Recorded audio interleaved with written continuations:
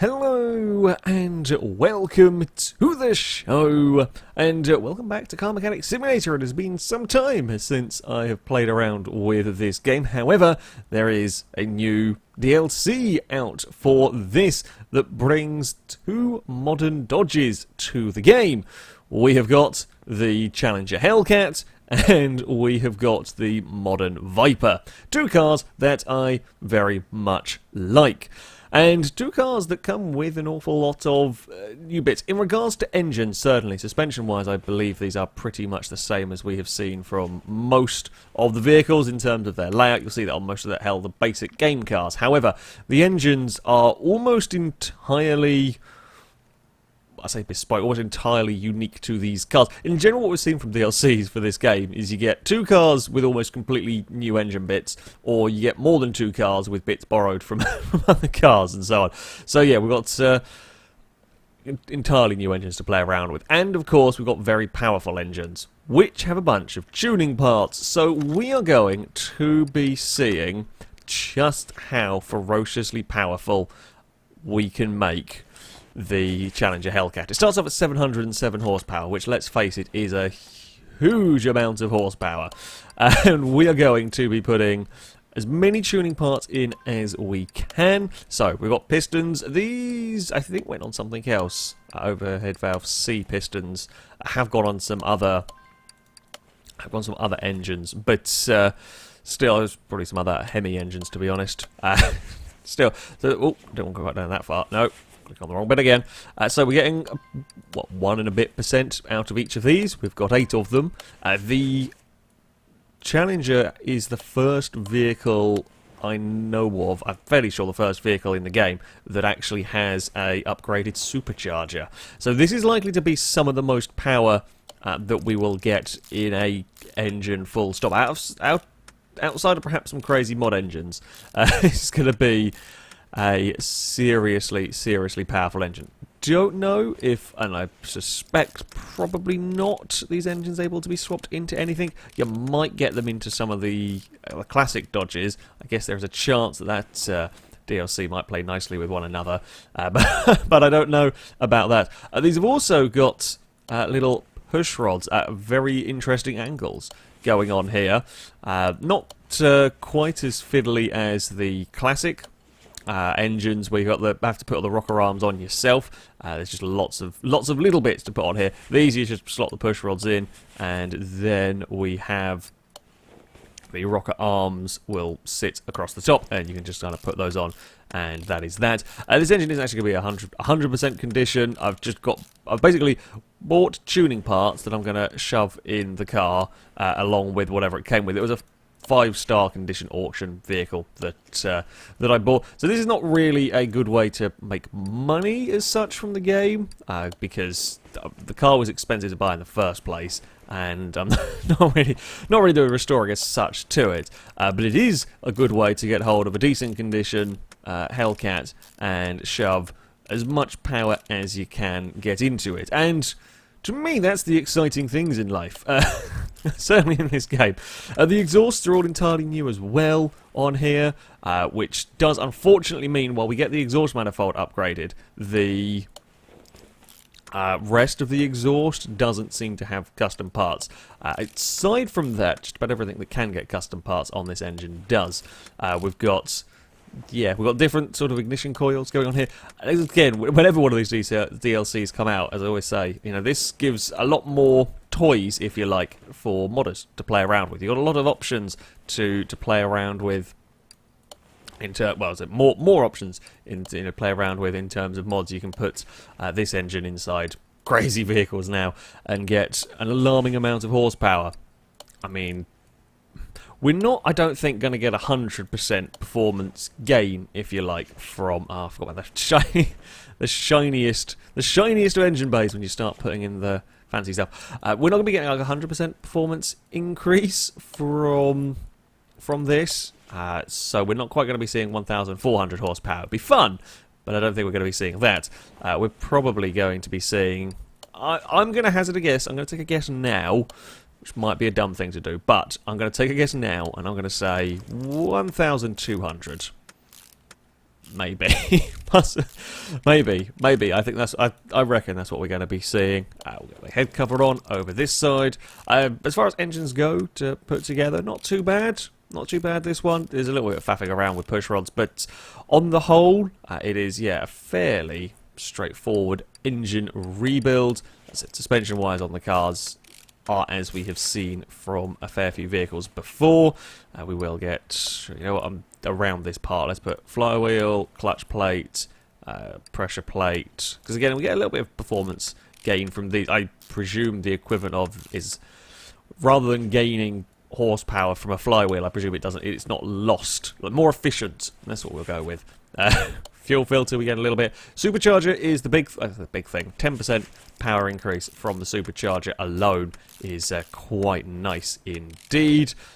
Interesting combination of colours we have going on here with the upgrade. There's yellow and red and black. I would perhaps be tempted to want to paint those covers black over there. It looks a little bit too many colours going on, shall we say. But there we go. Fuel rails on either side. We get a little fuel rail cover. This is a little bit messed up. Well, it's a little bit messed up. A little bit needs to sort out. They could do. I could have bought new ones, but it will still run, and you won't be losing performance. I think if stuff gets really damaged, you can start seeing, if some of the handling parts are completely knackered, it does handle a bit funky, but I don't think we see any less power from slightly warm push rods and so on, and I don't think we see any less power from those, thankfully. Right, it's a very interesting colour combination we've got going on in there. We're going to camshaft in there, cam gears as well. So yeah, all of these stuff, pretty much all of the stuff that I've been putting on this car has been, or this engine I should say, has been unique to it. I mean, the alternator is borrowed. The alternator is the standard one. The power steering pump is the same as well, a few of them, and the rest of it is all pretty much new parts here. So there we go. The water pump's an interesting thing on this engine. It is a mad looking. It looks like, remember the Mousetrap board game? It kind of looks like a contraption from there. I guess it's just to kind of have it neatly fitting in the space that they had. It's, yeah, it's just I don't know, it's not what I necessarily associate as a water pump with engines, but either way, it's on. We're getting an oil filter down there. Oh, the crankshaft pulley, that's borrowed. That's just a generic V8 crankshaft pulley. Idler roller B. This is perhaps also one of the most impressive engines in terms of the serpentine belts. They're fantastically wobbly? Fantastically making funny shapes around here. We've talked about this before, how some of these serpentine belts look like racetracks. And this engine is... there's a lot of belts going on at the front of this. And this engine is a fantastic example of looking like racetracks going on from them. I think that might actually be the entire engine. Oh, it's not quite the entire engine stuck back together because I haven't done the bottom end of everything. Still have all the bearings missing. That would not go well. That would not be a fun thing to accidentally start up in this condition. It's still got the slightly wonky, well, kind of matter black pistons and shiny silver big end bearings. I would like to be able to I'd like to have my whole engine match. Let's be honest. As tempting as it is sometimes to make funny colour combinations, I do like my funny colour combinations. Sometimes I would like to have the entire engines matching. This is not one of those times. Thankfully, this bit doesn't get seen. I would. There was a way to paint some parts, but I think it's mostly body parts. I don't think you can paint the head covers. You can take individual bits into the paint booth and part them. But I think But I think that is for actual bodywork stuff.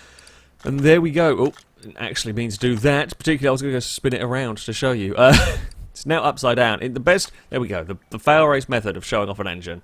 The fastest rebuild of a Challenger Hellcat engine in just under 10 minutes.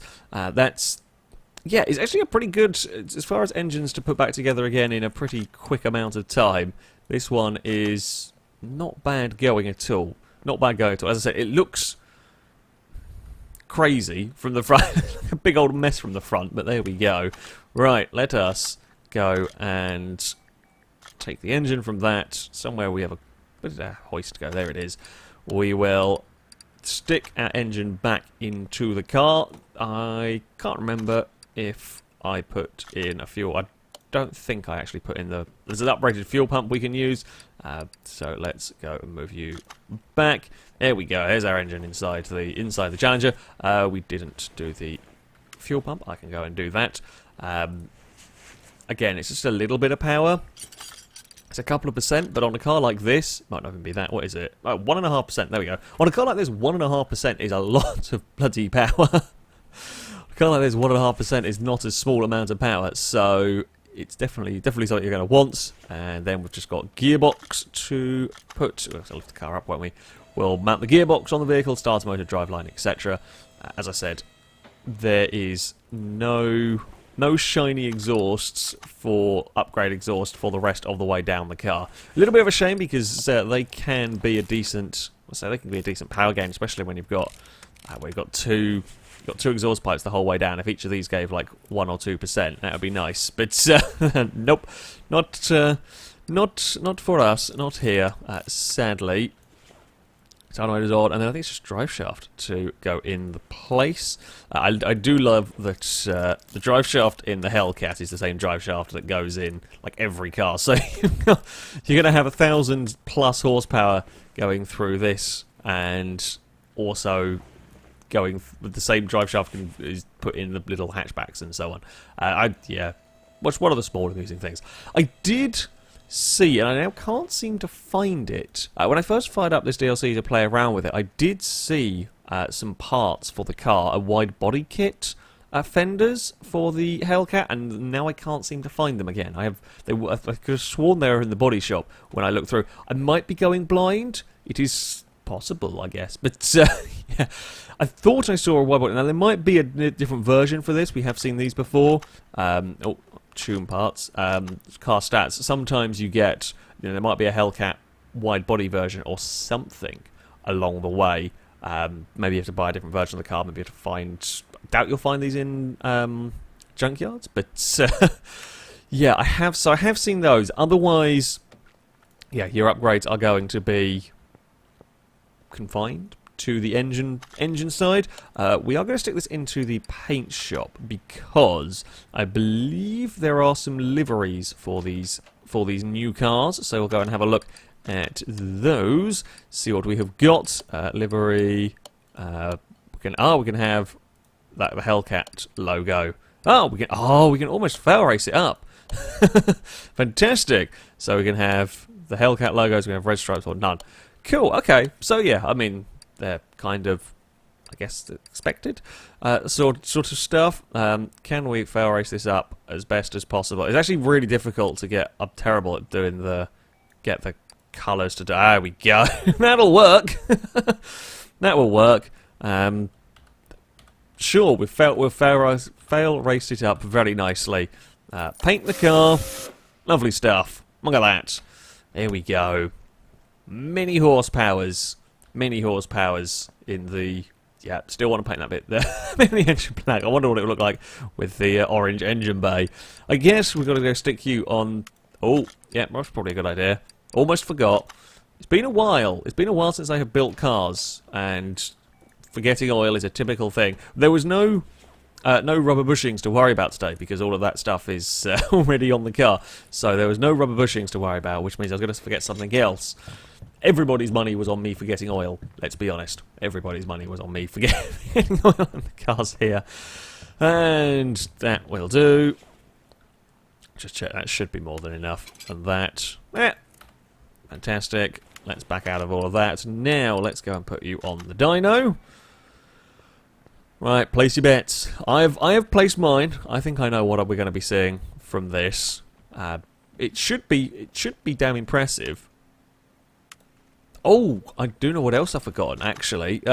Stuck the engine in. Forgot the air filter. God, like, I love how we get 2% performance from the air filter, and nowhere near as much performance from some quite significant engine parts. Sometimes. Some of them are a little. Some of the differences are a little bit. Some of the power gains are a little bit odd. But there we go. We got another 2%, and again, 2%.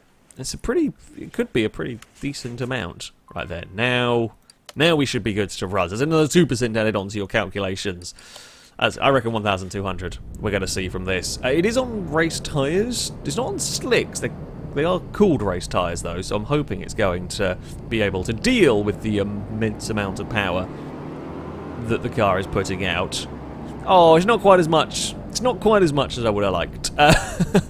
I say it's not quite as much. I've got 1,030 horsepower, which is, you know, not to be sniffed at. I was hoping for a little bit more. I guess we got 45% gain. There might be something I've forgotten about, but I don't think so on here. Here we go. 1,000 horsepower. We've basically made a demon out of the Hellcat here. Right. Okay, mighty Dodge. Let's go and take you to a track and see how you drive. Nothing can go wrong with that at all. So, here we are on the start line in all of the FailRacey glory of our Challenger. How on earth are we going to fare around this circuit? I'm hoping we might have just about enough grip to make it work. Oh god, we have the wandery characteristics. I've forgotten about driving physics on this game. They are not the best in the world. They are not the best in the world. Some cars, the Zondas, pretty good. The Zonda's actually pretty good to drive. Some cars not so good. It's the steering centering itself that I think is one of the many weird things that we have going on with the vehicle. Interior is actually not badly detailed at all on this one. Which is nice to see. Again, I mean, the driving aspect, of course, of this game is sort of secondary to, well, the mechanicking part of everything. But it is always fun to give the cars a quick little test. This is quite, I mean, wiggly as you would expect from the car. It is moving around, and it isn't on the full. As I said, when you hover over the tyres, they just call them race tyres, but this is not the full actually not even semi-slicks, not the full slick tyres that you can get on some of the vehicles that generally make stuff considerably nicer to drive. We're going to jump on the brakes. I mean, it suffers from the similar car mechanic simulator related issues in the handling department, in that when you go on the brakes, everything gets a little funky. It's certainly not the worst. It doesn't seem to wander around as much as some cars, which is not bad considering the amount of power we have going through the rear wheels. We can get it sideways, we can spin the wheels a lot if we so wish. Oh, like that, for example. We can get the car into some trouble around the place. Oh, apparently curbs are nasty. Maybe don't throw the car across the curbs too aggressively. It's probably a good bit of advice. Can't actually remember what the fastest lap I've done around here is. Probably in a Zonda, to be honest. I think it's in the 40 seconds or something. Don't think we're going to be beating that with this somehow. Don't think we're going to see the Hellcat able to run those sort of lap times.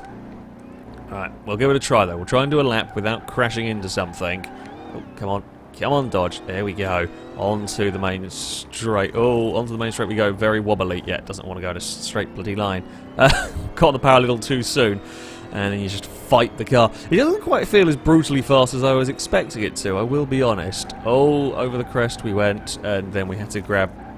I was trying to not steer and brake at the same time, and they went over a crest, and there was no choice in that.